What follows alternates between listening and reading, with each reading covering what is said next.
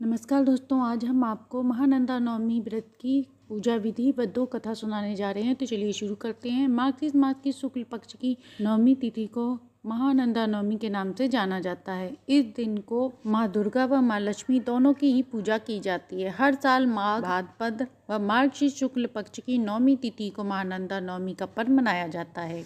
इसे ताल नवमी, नंदा नवमी के नाम से भी जाना जाता है। इस दिन तिरात्री देवी लक्ष्मी देवी का पूजन करने से अश्वमेघ यज्ञ के बराबर पुण्य फल प्राप्त होता है। उनकी उपासना से सभी मनोकामना पूर्ण होती है। देवी लक्ष्मी की उपासना से सभी कष्ट दूर होते हैं। जो भी व्यक्ति भक्ति भाव से पूजा करता है उसका आर्थिक संकट दूर होता है। नवमी के दिन व्रत पूजन करें। इसी के साथ कुंवारी कन्याओं का पूजन कर उन्हें दान दक्षिणा दें, आशीर्वाद लें। लकड़ी के पट्टे पर लाल कपड़ा बिछाकर माता लक्ष्मी जी की मूर्ति स्थापित कर हल्दी कुमकुम का तिलक कर लक्ष्मी जी को श्रृंगार का सामान अर्पण करें। पूजन के प्रारंभ में धूप दीप नैवेद्य माता लक्ष्मी का पूजन करें। ऐसा करने वाले व्यक्ति के जीवन में गरीबी दरिद्रता का नाश होता है। इस बार 9 दिसंबर मार्गशीर्ष शुक्ल पक्ष की नवमी तिथि को मनाया जाएगा। इस दिन श्री सूक्त कनक धारा का भी पाठ करें जो माता को अति प्रिय है। कथा सुनते हैं। एक समय की बात है, एक साहूकार की पुत्री थी। वह हर रोज पीपल की पूजा करती। उस पीपल में लक्ष्मी जी का वास था। एक दिन लक्ष्मी जी प्रसन्न होकर उसके सामने आई और बोली कि तुम मुझसे दोस्ती करोगी? तो साहूकार की लड़की ने हाँ कर दिया। एक दिन माता लक्ष्मी ने उसे अपने घर ले जाकर खूब खिलाया पिलाया और खूब सारा उपहार देकर विदा किया। जब वह लौटने लगी तो लक्ष्मी जी ने साहूकार की बेटी से पूछा कि तुम मुझे कब बुलाओगी अपने घर? यह सुनकर उसने अनमने भाव से कहा लक्ष्मी जी को कि आप कल आ जाना, और वह निमंत्रण देकर अपने घर उदास होकर बैठ गई। जब साहूकार आया तो उसने देखा तो पूछा कि बेटा तुम इतनी उदास क्यों हो? तुम तो अपनी सहेली के घर गई थी। तब उसने अपने पिता को सारी बात बताई और कहा लक्ष्मी जी ने मुझे बुलाया था, मेरा बहुत आदर सत्कार किया और हमारे यहाँ तो कुछ भी नहीं है। उन्होंने मुझे अपने यहाँ आने का न्योता दिया। अब मेरी बारी है, मैं ये सब कैसे कर पाऊंगी? साहूकार ने कहा बेटी तुम परेशान मत हो, हमारे पास जो है हम उसी से उनकी सेवा करेंगे। तुम एक काम करो, गोबर का चौका लगाओ, लकड़ी का पाटा रखकर चौमुखा दीपक जलाओ, लक्ष्मी जी का नाम लेकर बैठ जाओ। उसने वैसा ही किया। तभी एक चील रानी का हार नौलक्खा लेकर वहां से उड़ रही थी। वह हार गिर गया।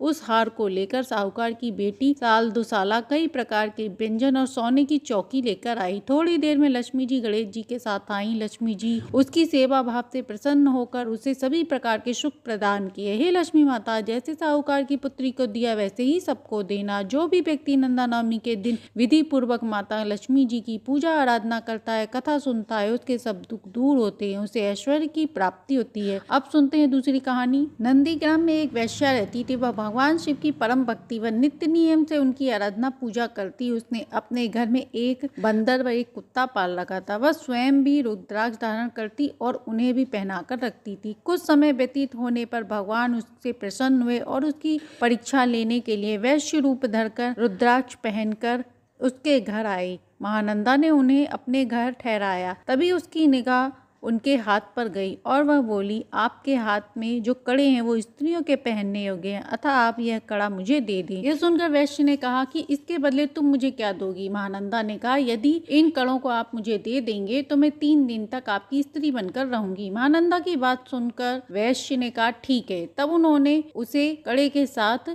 एक स्वर्ण की शिवलिंग दिया और महानंदा को देते हुए कहा हे महानंदा, अब तुम 3 दिन के लिए हमारी स्त्री हो चुकी हो, इसलिए हम तुम्हें यह स्वर्ण शिवलिंग दे रहे हैं। तुम इसे भली भांति इसकी रक्षा करना। यह शिवलिंग हमें प्राणों से भी अधिक प्रिय है। यदि यह शिवलिंग खो गया या नष्ट हो गया तो हमारे प्राण भी निकल जाएंगे। महानंदा ने उस स्वर्ण शिवलिंग को ले लिया और उसे अपने शिवालय में स्थापित कर दिया। इसके बाद वह आधी रात तक वैश्य के साथ वार्तालाप करती रही। कुछ देर बाद भगवान शिव ने अपनी माया से शिवलिंग के चारों ओर अग्नि उत्पन्न कर दी और कहा शिवलिंग जलकर भस्म हो गया। कुत्ता और बंदर भी शिवलिंग में बैठे थे, वह बच गए। यह देखकर वैश्यनाथ ने व नंदा को दोनों को बहुत दुख हुआ। उस समय उसके बाद वैश्यनाथ की आंखों में आंसू थे और उन्होंने महानंदा से कहा कि हमने तुमसे पहले ही कहा था कि यदि यह खो गया या नष्ट हो गया तो हमारे प्राण निकल जाएंगे। अब हमारे जीने का कोई फायदा नहीं, अब हमें मर जाना चाहिए। महानंदा भी अत्यंत व्याकुल हुई। तब रोते हुए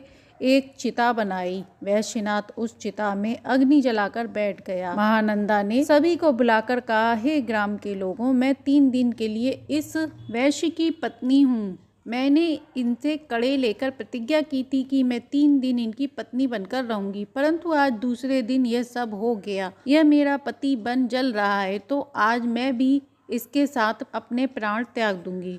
उसने अपना सारा धन ब्राह्मणों को दान कर दिया और भगवान शिव की परिक्रमा करने लगी। तभी भगवान शिव उसके सामने प्रकट होकर बोले, हे महानंदा, हम तुम्हारी ऐसी भक्ति, यदि आप मुझ पर प्रसन्न हैं तो अपने चरणों की भक्ति प्रदान करें व अपने गढ़ों में स्थान दें। शिव जी के गढ़ वहां पहुंच गए और महानंदा को विमान में बैठाकर अपने गढ़ ले गए। तो ये थी महानंदा नवमी पर सुनी जाने वाली 2 कहानी। कहानी अच्छी लगी हो तो लाइक एंड सब्सक्राइब करें।